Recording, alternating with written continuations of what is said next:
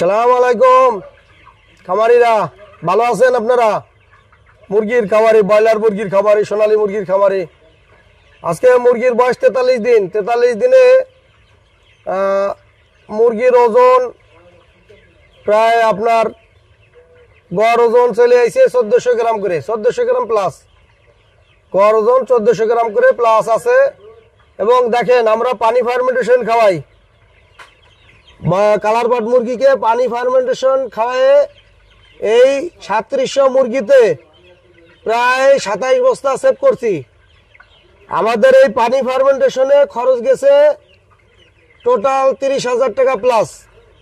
আর আমরা এখান থেকে মাংস পাইছি প্রায় 80,000 টাকার মতো। যে মাংস আছে আমাদের টোটাল 27 বস্তা সেভ হয়েছে। এই ওজন আনতে 161 বস্তা ফিডের দরকার, সেইখানে আমরা মাত্র 134টা বস্তা ফিড খাওয়াইছি, বাকিটা পানি ফার্মেন্টেশন খাওয়াইছি। এবং রেজাল্ট হয়েছে বর্তমানে 1 কেজি 400 গ্রাম আছে। মাথারটা 1 কেজি 780 গ্রাম, প্রায় 2 কেজির কাছাকাছি চলে গেছে। আর পানি ফার্মেন্টেশন খাওয়ার পরে দেখেন কত সুন্দর রিল্যাক্সে ঘুম পাড়তেছে, মনে হইতেছে একটা মাংসের ডিব্বা পড়ে রয়েছে। দেখেন সুন্দর মতো, ব্রয়লার মুরগির মতো একবারে রিল্যাক্স। কালার বার্ড মুরগি ব্রয়লার মুরগির মতো অনেক রিল্যাক্সে আছে, ঘুম পাড়তেছে। আপনাদের চোখের সামনে রেজাল্ট তুলে ধরতেছি।